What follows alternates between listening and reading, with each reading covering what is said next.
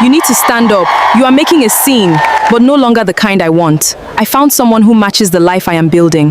What about our plans? I have moved on. You are no longer in my level. Please leave and stop embarrassing me. The entire university compound fell silent when Emeka Okafor dropped to 1-0 in front of the woman he had loved for 7 years. In one hand, he held a bouquet of red roses. In the other hand, he held a small ring bought with the money he had secretly saved for 14 months. Blessing stared at him in her graduation gown, but instead of smiling, she looked around as though his presence has brought shame upon her. Then, before hundreds of students, parents and lecturers, she spoke the words that will remain in his heart for years. Emeka, please stand up. You are embarrassing me. You are no longer up to my standards. Emeka's smile disappeared. The woman whose school fees he had paid, whose rent he had covered, and whose future he had protected, now looked at him like a stranger. But what Blessing did not know was that the wealthy man she has chosen over Emeka has already made a decision that he will leave her with nothing. For 4 years, Blessing had told her classmates that Emeka was her uncle, a generous businessman who had accepted the responsibility of educating her. Whenever he called her while her friends were around, she would change her voice and address him respectfully. Good afternoon, Uncle Emeka. Thank you for the money you sent. Her classmate praised the wealthy relative who never allowed her to suffer. None of them knew that before she entered university, Blessing has promised to become Emeka's wife. None of them knew that he has sold his only car to pay her first tuition fee. None of them knew that while Emeka was working late in the night to pay her school fees, Blessing was secretly dating Chief Femi Babalola, a married property developer who had promised her a life filled with luxury. She believed Femi would marry her after graduation. She believed Emeka had become the burden from her old life.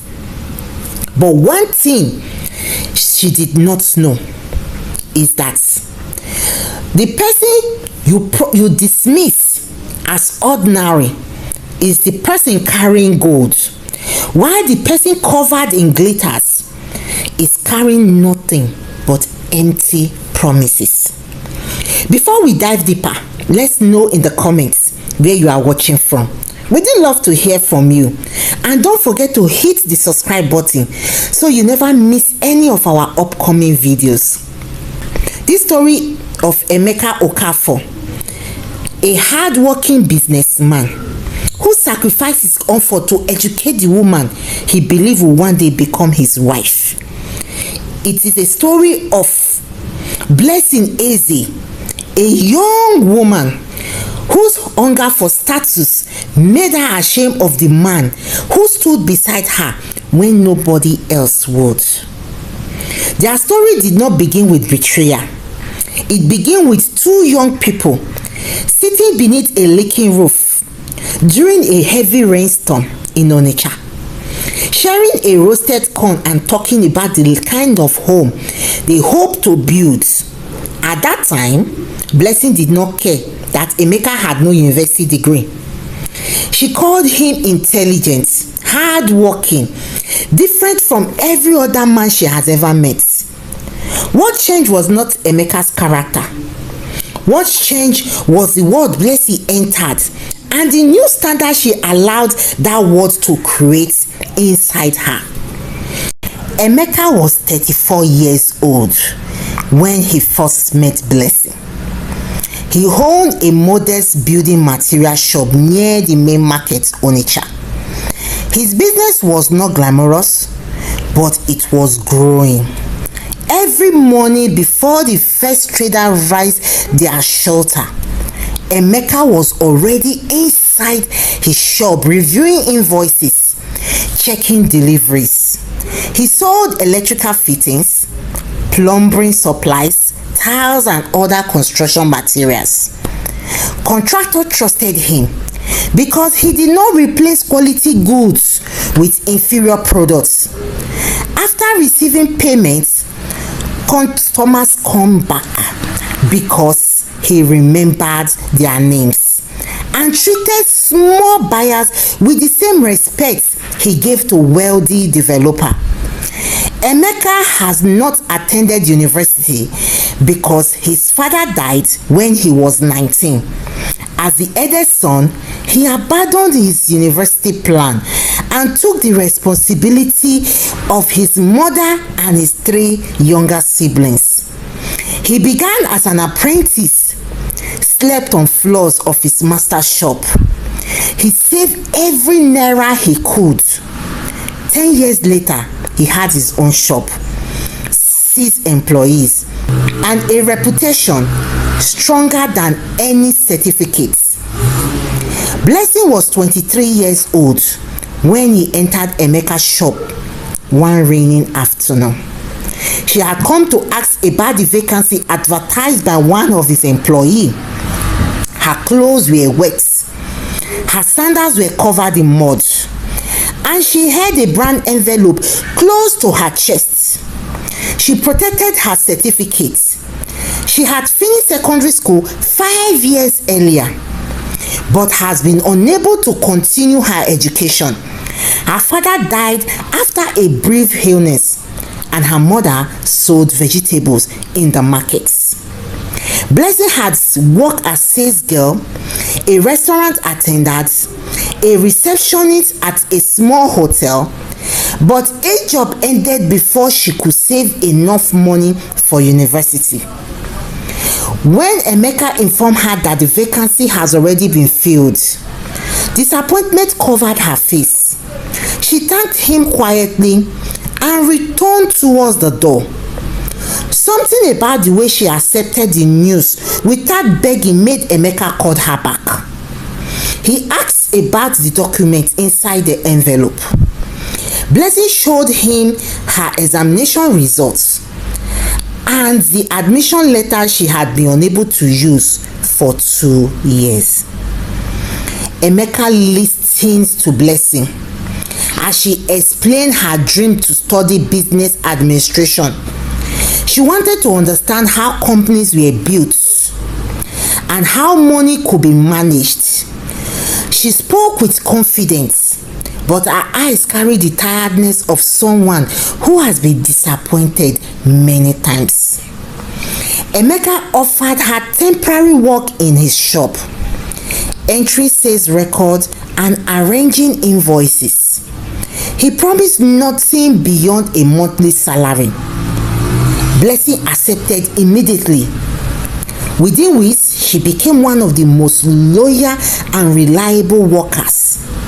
She arrived early, asked intelligent questions, and remained behind whatever accounts needed to be balanced.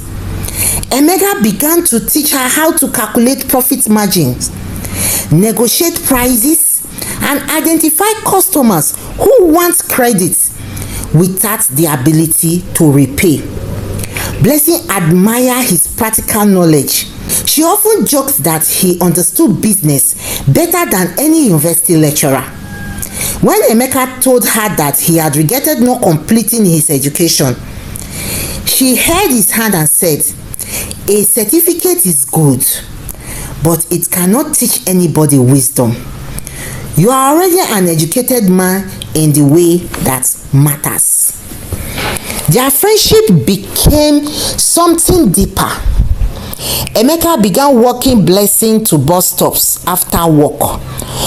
On evening when rain trapped them inside the shop, they shared food and talked about their families. Blessing told him she wanted to build a large house for her mother one day. Emeka told her he wants a peaceful home where his children will never worry about school fees. Neither of them spoke dramatically about love. Their closeness grew through ordinary acts. Blessing brought food for Emeka when she noticed that he had skipped lunch.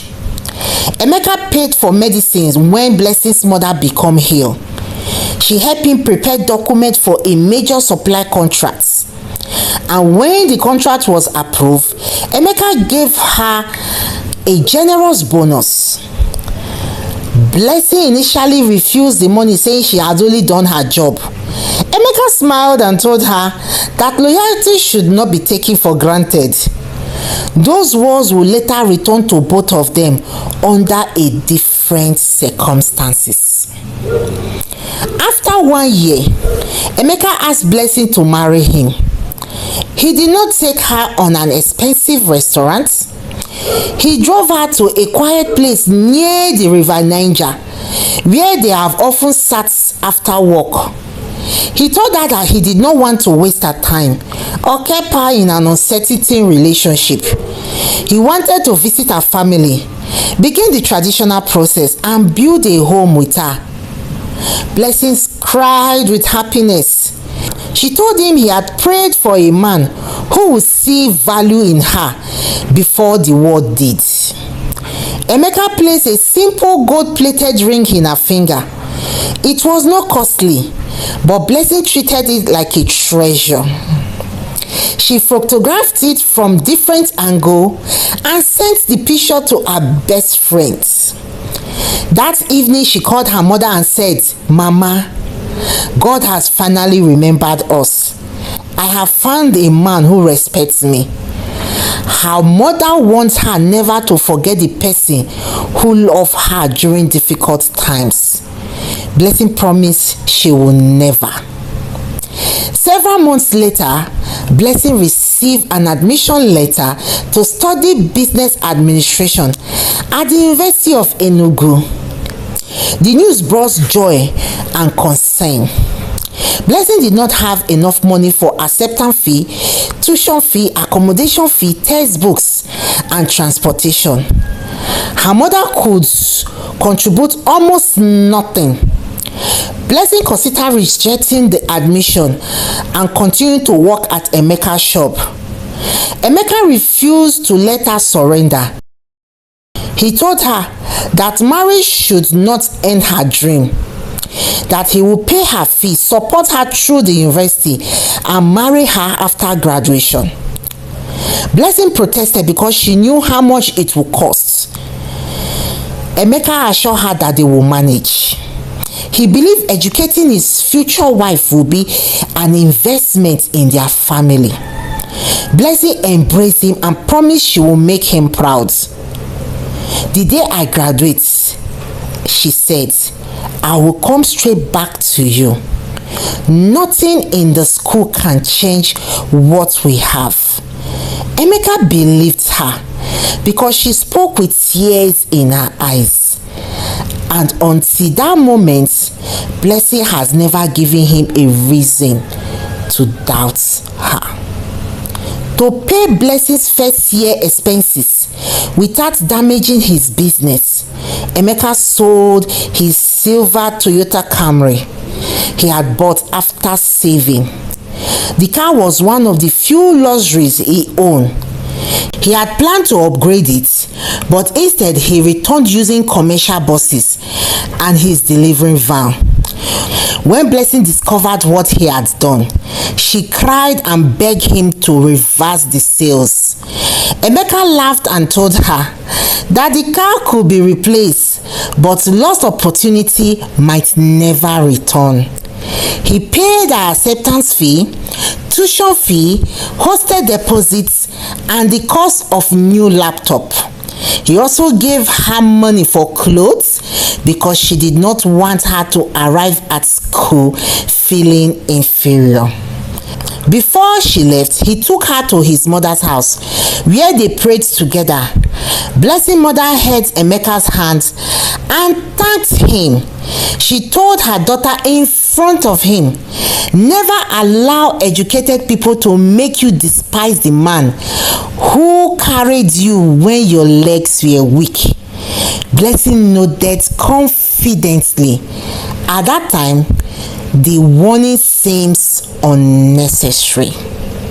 Emeka drove Blessing to the university in his delivery van.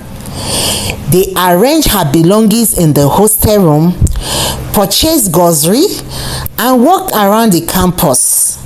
Blessing was very excited by the large lecture halls, the busy walkways, and the confidence of students who see certain of their future. Before Emeka left, Blessing hugged him tightly and promised to call every evening for the first several weeks. She kept that promise. She told him about her lecturers, roommates, assignments, and the difficulty of adjusting to academic life. Emeka listened with pride even when he was exhausted from work. He sometimes stayed awake after midnight, helping her understand basic accounting concepts. Blessing continued wearing her engagement ring, and whenever new friends asked about it, she just said her fiancé was a businessman in Onitsha. She described Emeka with admiration. But as the semester continues, she began to spend time with students from wealthier families, and the way she spoke about him slowly began to change. The first person to influence Blessing was her classmate Cynthia Nwosu. Cynthia came from a comfortable home in Abuja and lived in a private apartment outside the campus. She wore expensive wigs, carried designer bags, and spoke constantly about successful men. Cynthia believed a woman's partner was evidence of her level in life. During one of the conversations, she asked Blessing, "What university Emeka attended?" Blessing explained that he had not gone to university because he had supported his family after his father's death. Cynthia laughed and asked how Blessing planned to introduce an uneducated trader to lecturers, bankers, professionals after graduation. Blessing defended Emeka and described the business he had built. Cynthia replied that making money did not automatically give a man a class. She asked whether Emeka spoke Polish English, traveled abroad, or attended important events. Blessing became irritated and ended the conversation. Yet that night, while speaking to Emeka on the phone, she noticed every grammatical mistakes and every trace of his Eastern accent in the way she had never before. Cynthia's word did not transform Blessing immediately. They simply planted questions. Blessing began looking closely at every relationship around her. Some female students were collected from lecture halls by men driving expensive vehicle. They spend weekends in Lagos, Abuja, and Dubai. Their social media page show restaurants, hotels, and birthday gifts that Emeka could not afford without damaging his business. Blessing told herself that she was not jealous, but she began imagining a different future. She wondered whether love alone was enough. She wondered whether marrying Emeka would force her to remain connected to the ordinary life she was trying to escape. Each time these thoughts made her uncomfortable. She reminded herself that Emeka was the reason she was in school. But instead of producing gratitude, that reminder slowly began to feel like a chain. She wanted to believe she had earned the new opportunity around her entirely by herself.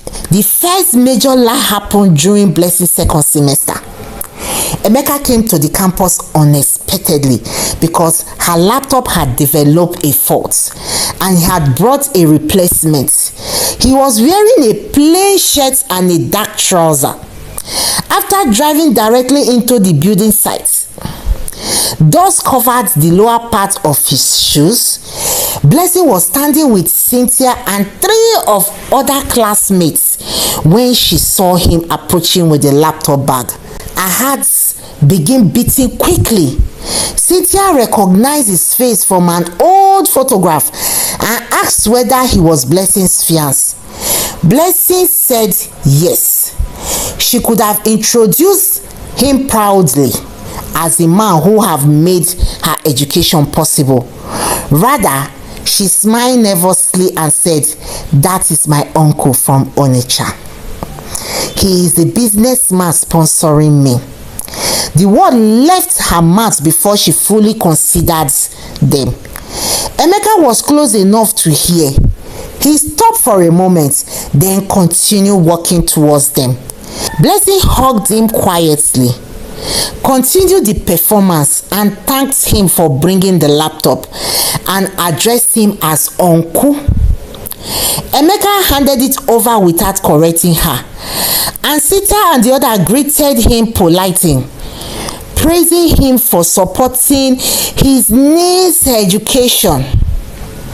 Emeka smiled, but the warmth has left his eyes.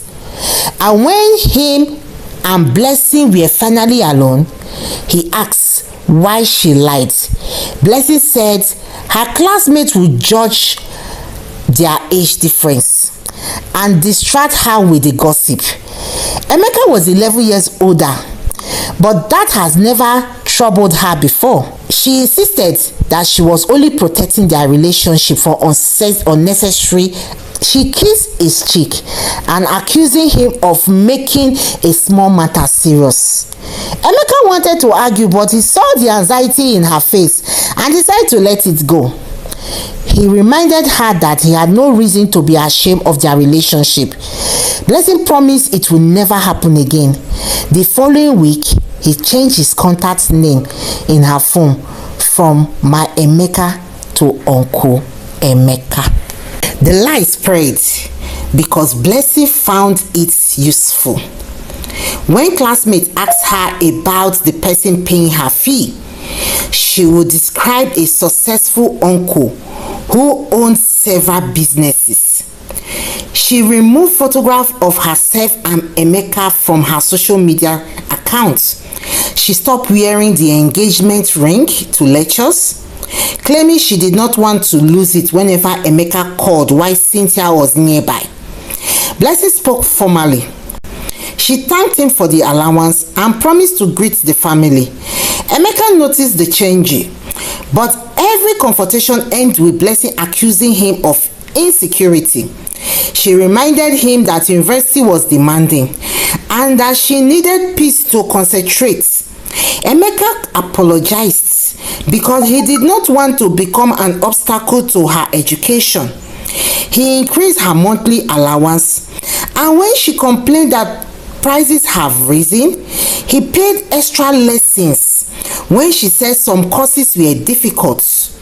Meanwhile, Blessing began to use part of the money he sent to maintain an image that would impress the same classmates who believed he was her uncle. During Blessing's second year, the university organized an entrepreneurship conference. One of the invited guests was Chief Femi Babalola, a property developer from Lagos. Femi was 42 years, confident, polished, and skilled at making every person feel noticed.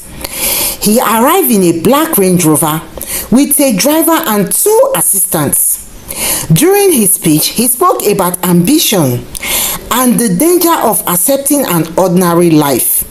He told the students that successful people must sometimes leave old relationships behind because not everyone from the past was qualified to enter the future. The audience applauded. Blessing listened with unusual attention. His words seemed to justify the question already growing inside her. During the question season, she asked how a young person could build valuable connections without coming from a wealthy family. Femi praised the intelligence of her question. After the event, one of his assistants approached Blessing and said Chief Femi wanted to speak with her. Femi told Blessing that he had confidence and potential. He asked about her family and plans after the graduation. Blessing told him she wanted to become a business consultant or a manager in a major company. She did not mention Emeka, and when Femi asked whether she was in a relationship, she said no. The lie came quickly because she had practiced denying Emeka for months.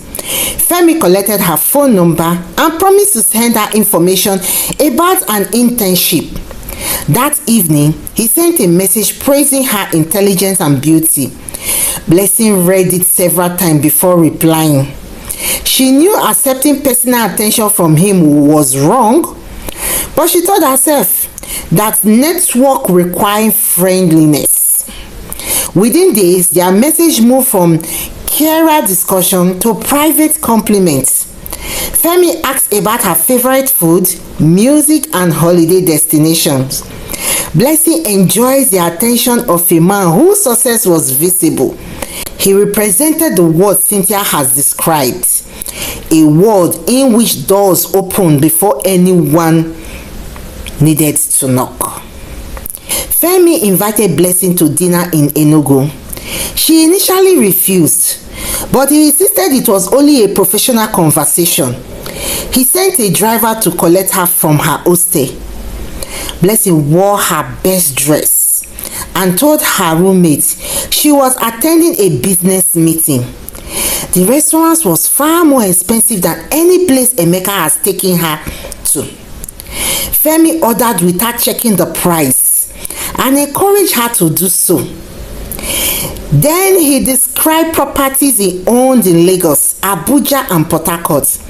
He spoke about international travels and influential friends. Blessing listened as though she was receiving a preview of the life she deserved. And when Femi asked again whether there was any man in her life, Blessing touched the bare finger where her engagement ring was once rested and said, "There was someone, but we have grown apart." That statement was not completely true, but it allowed her to feel less guilty. By the end of the evening, Femi has purchased a new phone for her and promised to take care of her. Blessing told Cynthia everything. Instead of warning her, Cynthia congratulated her. She said Emeka has played his part by sending Blessing to school, but that did not mean he owned her future. Blessing reminded Cynthia that Emeka expected marriage after graduation. Cynthia asked whether she wanted to spend her life explaining business ideas to a man without a degree, when she could marry someone like Femi. She described Emeka as a bridge Blessing has already crossed. The expression disturbed Blessing, but she began to repeat it privately whenever guilt troubled her. She told herself, relationship changed and that Emeka should understand. Yes, she did not end the relationship because she still needs his financial support. Femi gave her gifts and paid for outing, but he never offered to cover her tuitions. He liked seeing her in beautiful clothes, but he was not interested in ordinary responsibility of her life. Emeka remained the person she called whenever fees, rent, books, or medical expenses become due. Blessing soon developed two separate identities. With Emeka, she was the hard-working student struggling under the pressure of assignments. She complained about academic costs and promised that marriage would follow immediately after graduation. She told him she missed him but could not visit because of group projects. With Femi, She was an ambitious, independent woman who has escaped a limiting background. She attended parties in hotels and weekend gatherings in Lagos. Femi bought her shoes, handbag, clothes, perfume, jewelries. He instructed her to never call when he was at home, explaining his family was traditional and protective. Blessing assumed he lived with relatives whenever she asked directly if he was married. He said his personal life was complicated and would soon be resolved. She interpreted the answer as evidence of troubled marriage nearing its end. She did not investigate because she feared discovering something that would force her to choose. Emeka began noticing changes during Blessing's third year. She no longer answered his evening calls regularly. Even when she did, loud music or familiar voices could sometimes be heard behind her. She became impatient when discussing their marriage plan. She told him they needed to delay marriage because she wanted to complete national service and build a career first. Emeka agreed, although the request surprised him. Blessing then suggested that he return to school. She then said a degree will help him communicate with the kind of people she meets professionally. Emeka reminded her that he managed contacts with engineers, accountants, and property developers every day. But Blessing replied that practical intelligence was not the same as academic exposure. Those words wounded him deeply because they contradict everything she has once said to him. When he asked whether she was ashamed of him, Blessing became angry and accused him of trying to control her growth. After the argument, Blessing refused to answer Emeka's call for 3 days. Emeka traveled to Enugu to apologize, even though he did not believe he had done anything wrong. He waited near her hostel for almost 2 hours, but Blessing was not there. One of her roommates, Ifunanya, recognized him from an old photograph. She nearly called him Blessing's fiancé, but corrected herself when she remembered the story Blessing has told everyone. She said Blessing has traveled for a business conference. Emeka called repeatedly without receiving any answers. Later that evening, Blessing returned in Femi's vehicle. She saw Emeka delivery van parked nearby and instructed the driver to stop outside the campus. She entered through another gate and called Emeka, pretending she had spent the entire day in the library. Emeka heard traffic in the background and knew she was lying. But instead of confronting her, Emeka asked himself why the woman he loved has become afraid of telling him where she was. The following morning, Blessing met Emeka at a small restaurant. She wore a new gold necklace Femi has given her. When Emeka asked about it, she said Cynthia has lent it to her. Emeka apologized for pressurizing her and explained that he only wanted honesty because Blessing has begun crying. She said the stress of the university was affecting her behavior and that she felt Emeka no longer trusted her. Once again, he became the person apologizing. He gave her money for food and transportation before returning to Onitsha.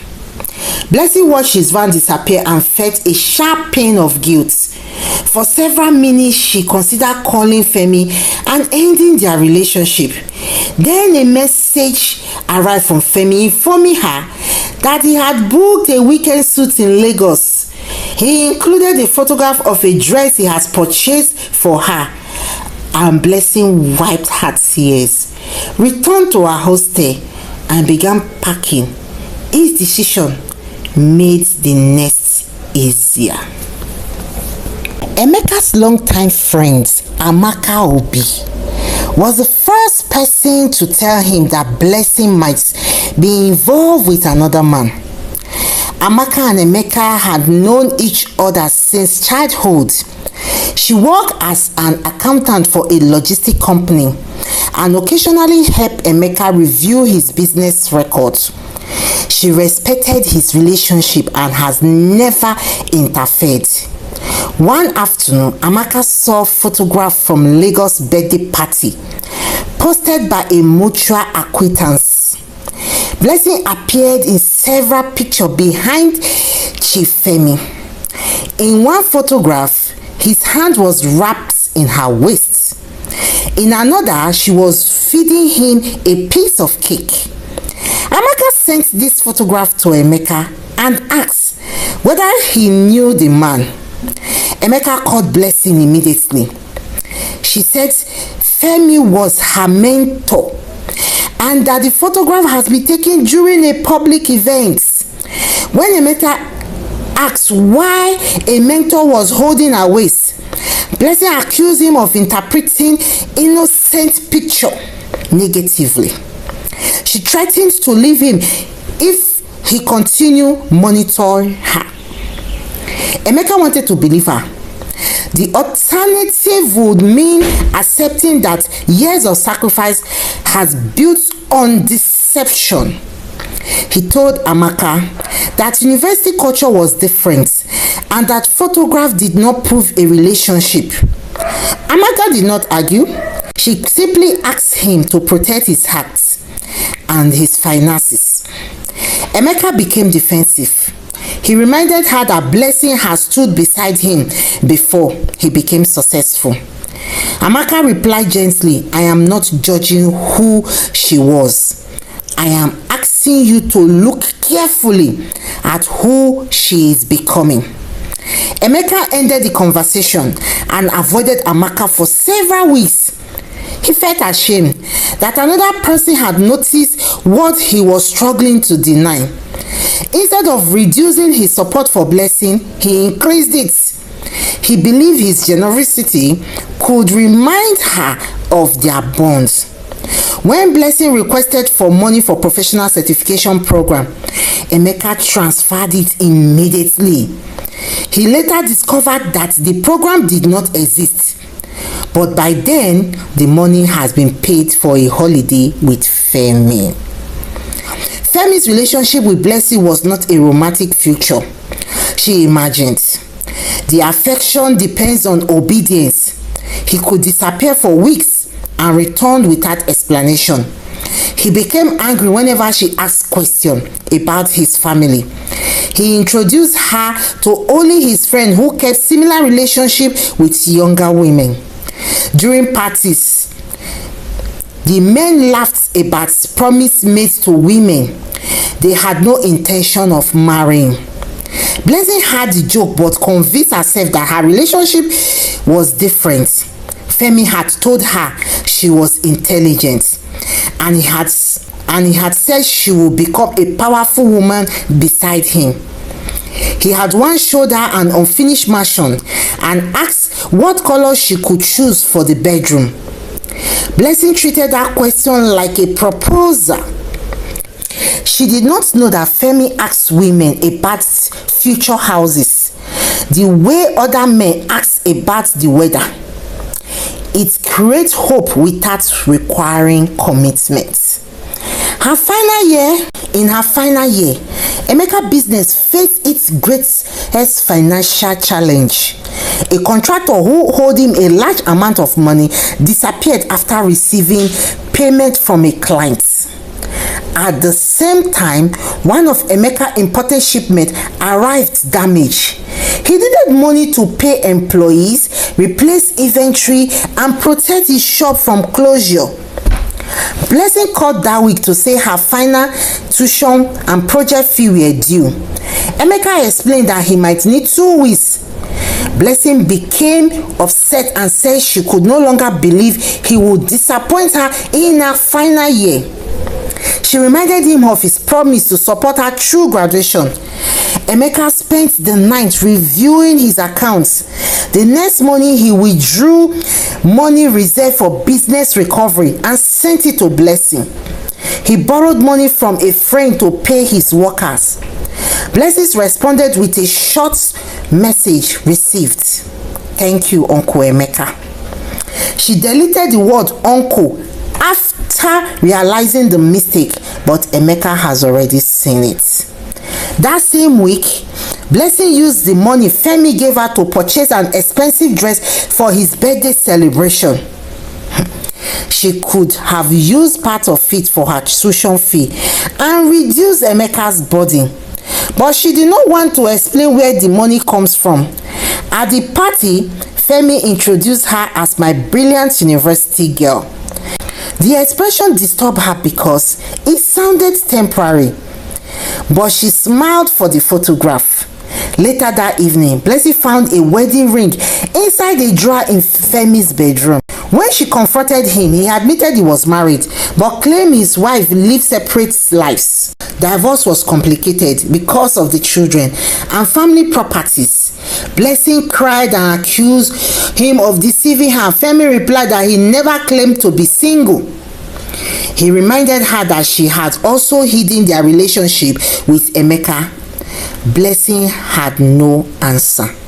The similarities between their lives made her uncomfortable, but she remained with him. Femi promised that after Blessing graduated, he would arrange an apartment and a senior position in one of his companies. He told her that marriage was possible once he settled his family problem. Blessing held tightly to the word possible. She interpreted every gift as evidence that he was preparing for commitment. Meanwhile, Emeka began planning for the graduation proposal.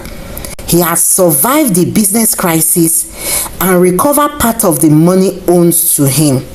He purchased a beautiful engagement ring and booked a private dinner.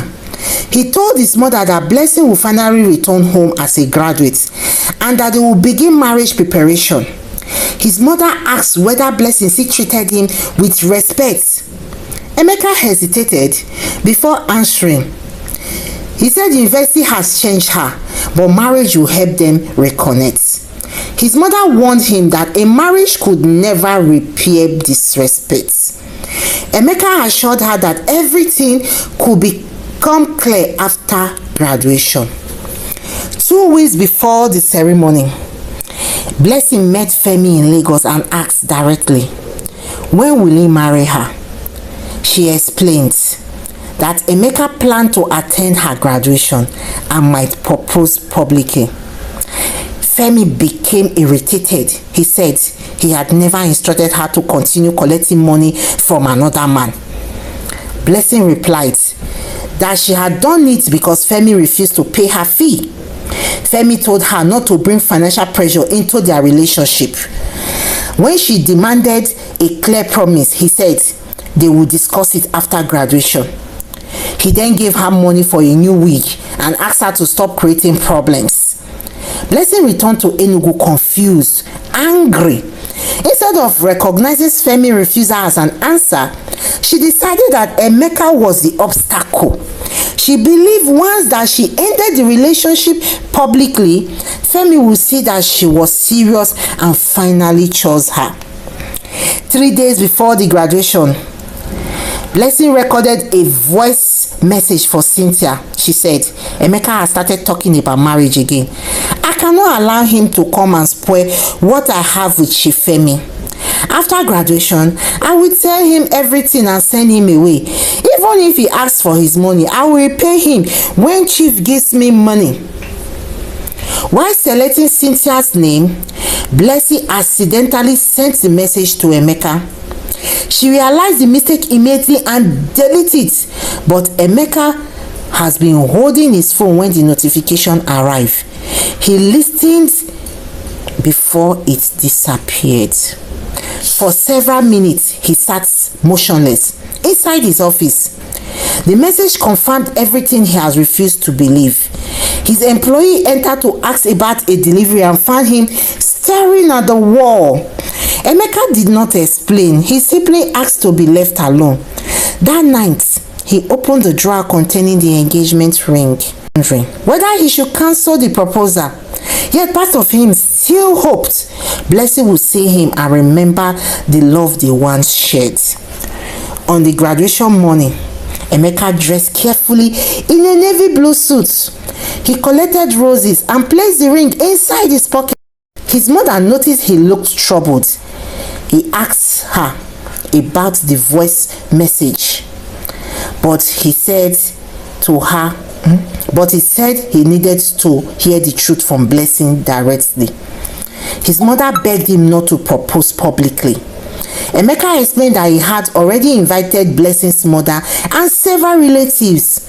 He believed that the ceremonies might awake her conscience before he left. His mother prayed for him. She did not pray that Blessing would accept his proposal.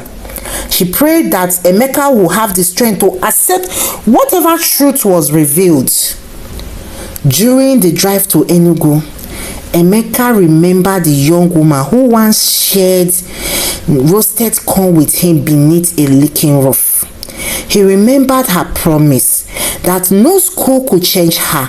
He wondered what version of Blessing existed somewhere beneath the expensive clothes, polished speech, and growing pride. The university was filled with music, photograph, and celebration. Parents carried flower while graduates embraced one another. Emeka saw Blessing from distance, laughing with Cynthia and several classmates. She looked beautiful in her gown. For one brief moment, pride overcame his fear. This woman he had helped carried from a small shop to a university degree. He imagined their future children. Seeing her graduation photograph, he approached with the flower behind his back. Cynthia noticed him first and whispered to Blessing. The happiness disappeared from Blessing's face. She had expected him to attend, but she had not expected the suits, flowers, relatives, and confidence with which he had walked toward her. The student greeted him as Blessing's uncle. Emeka had the title but said nothing. He handed her the flower, stepped forward, and began speaking about the 7 years they had met. Emeka told Blessing that he had loved her before she gained a degree, and that was the proof of the woman he had believed she had become. Education was never meant to separate them, but to strengthen the family as they had planned. People gathered as they realized what was happening. Phones were erased. Blessing's mother covered her mouth with both hands. Emeka dropped to one knee and opened the ring box. For several seconds, nobody spoke. Then applause spread through the crowd. Blessing looked at the ring, the roses, and the faces watching her. She also saw Cynthia standing nearby. In her mind, she saw Femi Range Rover, luxury apartments, expensive clothes, and influential friends. She imagined introducing Emeka to the world and felt ashamed. Instead of remembering what he had sacrificed, he remembered everything he did not possess. Her expression hardened, and he told him stand up because he was embarrassing her. The applause stopped. Emeka remained on one knee, staring at her as if he had misunderstood her. Blessing repeated herself loudly. Emeka, please stand up. I cannot accept this. Emeka rose slowly and asked whether there was another man. Blessing looked around at the gathering. She could have taken him aside. She could have protected the dignity of a man who protected her future.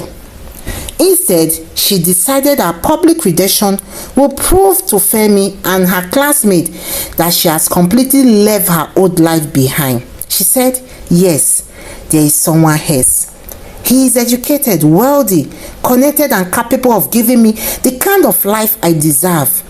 You are a good man, Emeka, but you are no longer in my level. I have grown beyond this relationship. Her mother cried, called her a name, but Blessing refused to look at her.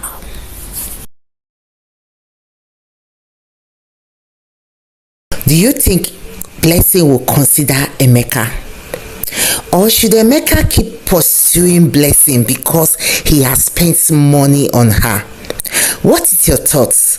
Watch out for part 2, and until then, don't forget to hit the subscribe button, drop a meaningful comment and like this video.